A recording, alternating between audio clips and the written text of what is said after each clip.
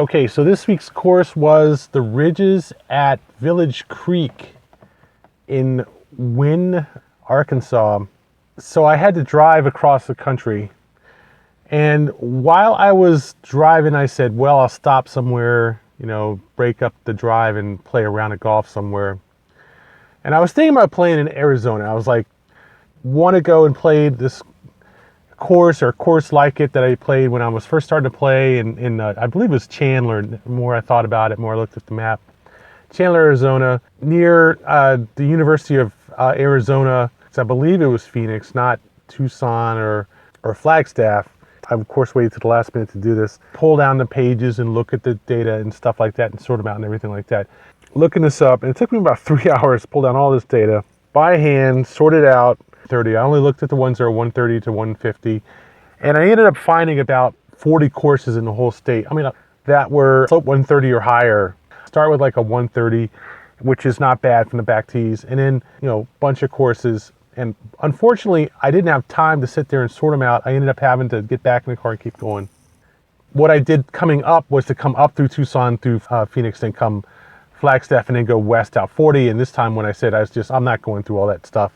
It's like 150 miles to get to Tucson down. I guess it's 15 going down through Phoenix, and I'm not going to take the chance to get caught in Phoenix in rush hour traffic. So I said, screw it. I don't have time. It's just not going to happen. I'll figure out something.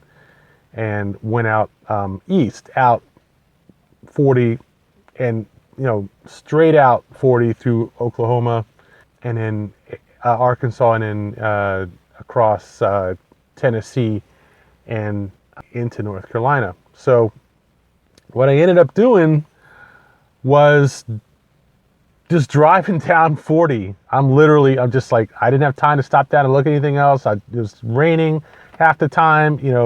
I was pushing for time. I was just driving along, in the afternoon, riding down 40, and I was going through Arkansas, and I looked, and I was just looking at the road signs, looking at the state park here, state park there. I was like, wow, they sure have a lot of state parks here. It's like lake here, lake there. They sure have a lot of lakes. And I was like, well, land 1,000 lakes. I don't know if that was Arkansas or not, but I remember it. The phrase, came to mind. And so I kept seeing on these signs that they had the activities there, like fishing, camping, boating, golf, picnicking, fishing, camping, golf, time and time and time again. I went to the Ozarks parks, all these parks, you just go through the middle of the state, and they have these signs under them that tell them, and they have like 1, 2, or 3, or maybe 4 icons. And after about the third time I noticed they had golf on these national parks, state parks, whatever. I was like, all right, let me pull over and see what one of these courses is like. It was about 1 o'clock when I did this. So I pull into this one course, one park, and they have a, golf course about 3 miles away from Route 40. And I've seen, obviously, other courses from Route 40. You can see them in western Arkansas, or track of a course in the middle of Albuquerque that you drive by as you're on Route 40, you drive by the middle of the city. I was like, no. And of course, the whole time daylight is just passing me by. So I was like resolved to not play until I got where I am now. And the thing about it is, I know there's plenty of golf courses. It's southern Virginia. I played courses down here. Like Madison is not far from here.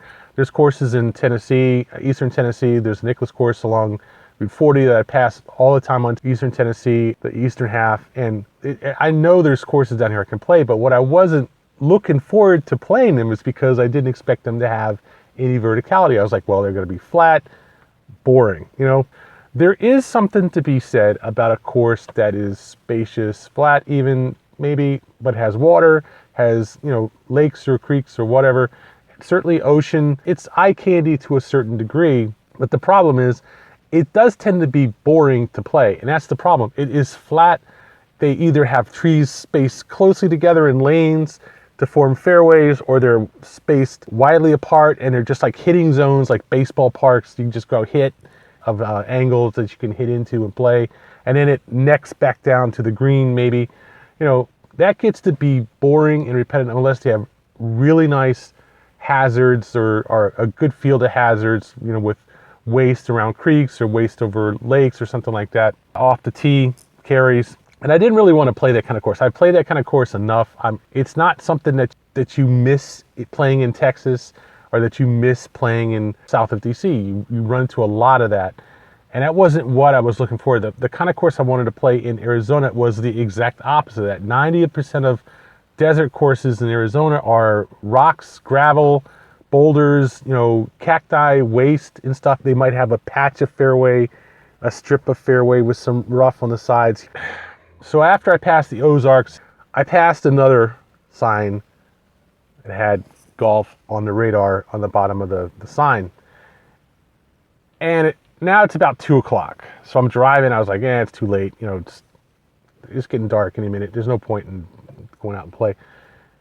And I went back and I said to myself, I'm like 20, maybe 10 minutes past the sign now at this point. I said, well, we might as well go check it out and see what it was like. See if it's any, I'm here, gone back and played it, or look it up on the USGA's board, and wish I had actually played it. I'll take the half an hour, we'll drive out there, we'll check it out. So I drive out, and this place is 15 miles off the highway, and it's like a good half an hour in the backwoods, and finally get to the course. I'm driving up to the course, and I pass the driving range, and I went, oh my goodness. When you see the driving range of a course, and you look at this driving range, and it just kind of makes you drool, that this is gonna be a good course. All the good courses I've ever seen that have really good driving ranges, even decent driving ranges, not just some flat section of the course, even part of the course, even on the course. This was a whole separate driving range facility, had all kinds of verticality cut out of the side of this ridge, stops for 150 and 175 and 125, all in these elevated greens, and just way back on the sides. It was 250, 300 yards to the back of the range. It was like a serious driving range. And I said, man, we got to play this course. I raced down the road, got there at about 3 o'clock, and someone came out. I was like, man, are they still open? I was like, yeah, they're still open. Fine. Run in there, get a cart, run out, get my clubs, bang, boom, I'm on a tee in like 5 minutes. And it was just really nice from the first tee. The worst thing that I will say about this course is that it had a very similar layout to some of my other courses that I liked, that I played in the Maryland, D.C. area. And it turned out that it was an Andy Dye course. I mean, it was a top-notch course, stuck back in the middle of nowhere in Arkansas, a top-level course. It was about halfway, maybe about 50 miles out of Memphis, but still, it was back in the middle, not quite nowhere, but still far out there, away from anything. And I was so enthralled by the course, and I played the north. It's 3 nines. I played the north, and I was so enthralled by the course that I didn't even notice that there were no houses around the course. And it was, I was racing around trying to, play courses, play holes and stuff. It was seriously vertical, seriously elevated greens. The first hole of the course on this, I guess it was the north, that I played, comes right behind the clubhouse and goes out. It's almost a exact copy of number 2 at Buell Rock, except it's better. The second hole was a par 3 downhill, awesome par 3, 200 yards from the back tees at the top, just awesome. And I know this is all, you see the pictures, you say, well, it's brown. Yes, Bermuda grass. It's designed to turn green in the summer, and awesome stuff. But in the winter, it's like okay, and unfortunately, it was a little bit wet, so there was a lot of water in the course, and I had a little trouble, driving into the course, where I got myself in trouble with the course was wet. And I ended up leaving slicks and stuff in certain places. But basically, I was trying to race around. Normally what I do in this situation is I will race around the course. I'll play half the holes on each side, but it was so good of a course that I ended up playing 2.5 hours to play the first side. By the time I got done with the front side, it was literally getting dark.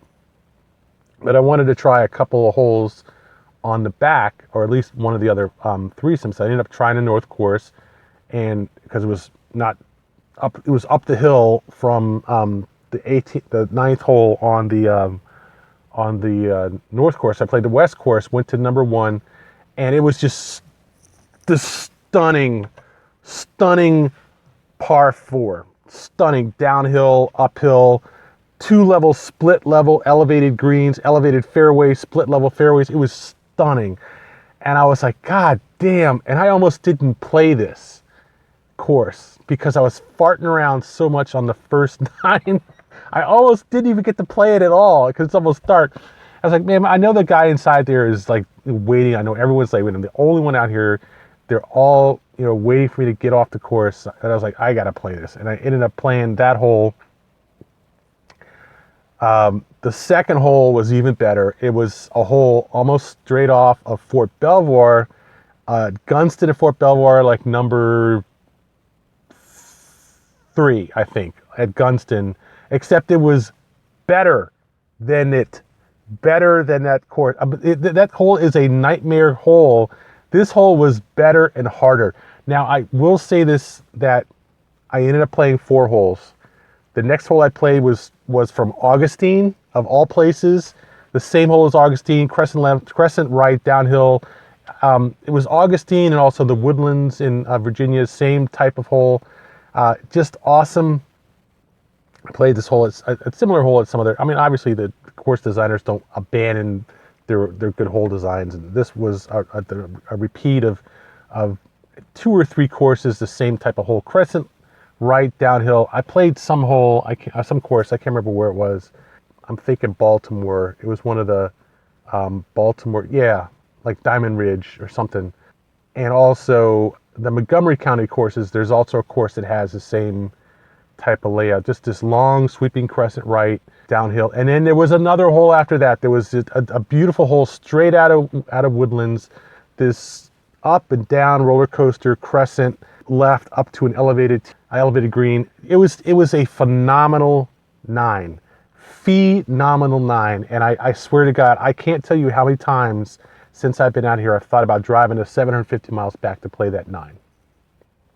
It was that good. But it wasn't that great, and I'd already played half of it, and I'm just like torn. But I can definitely recommend it. It was awesome.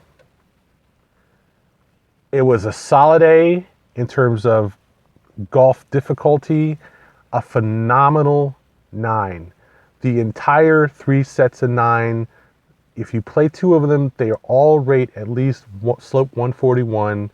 This one I played the north and the west, it rates slope 145. It's a 7,300 yard, 18 from the back tees. None of them are less than 7,200 yards.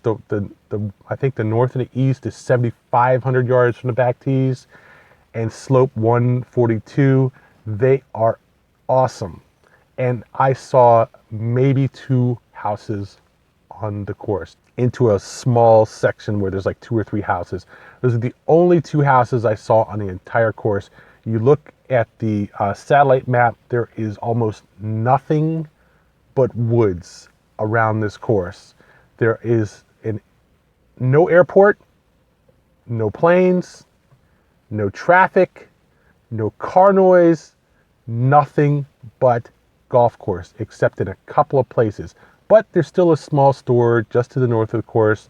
You do have a decent drive. It's not like, you backwoods, broken roads or something like that where you got to worry about driving into a tree. It's not that bad to get back. It's a decent ride, 45 miles an hour to get back there. It's not literally in the middle of nowhere. It's just back in the woods, okay? And it's not bad. I think they did. Actually, they had a cart path on the entire course, and it was a decent concrete cart path in good condition. The course has a nice clubhouse. I didn't really get a chance to go in there and eat, but I did get to walk through the pro shop. It was really nice. The only thing that I could say that this course would have needed to be perfect, and I mean absolutely perfect, was to be able to see something besides the slopes of these ridges from the course.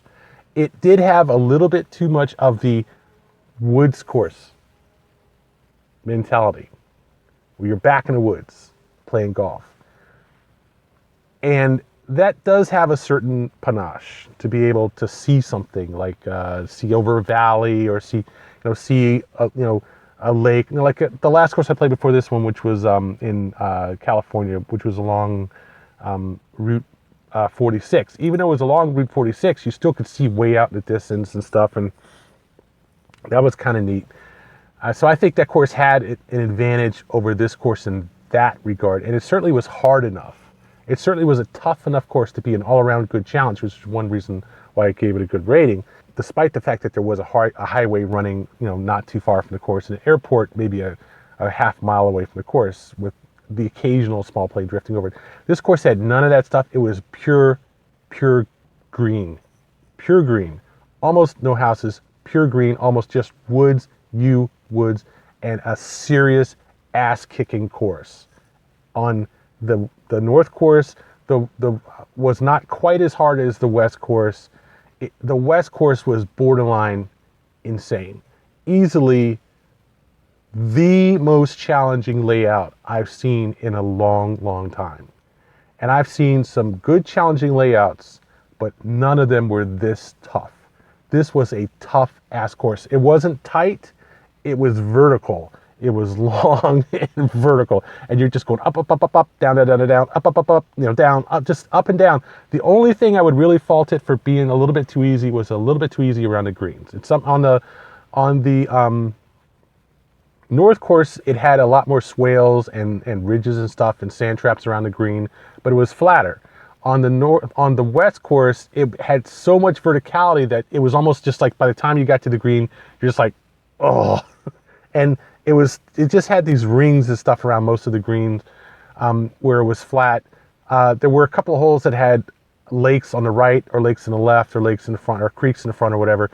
But in general, not really tight, not tight waist around the greens, not much of a challenge around the greens. The greens were large also, and once you got up there to the top level, for the most part, they were fairly easy. Not all of them, but for the most part. And I certainly could say it could have been tougher, it could have been harder, but the problem is that you really couldn't see traps and stuff like that if you were below the lip of the green hitting up into the green on these long 150-yard uphill approaches. Frankly, I've got 90 photos, and believe me, this was an awesome find out of nothing. No clues, no hints, no nothing, except I was driving through the middle of the woods in Arkansas and just got lucky to pick this stop, take this turn, and try this course. A solid A course.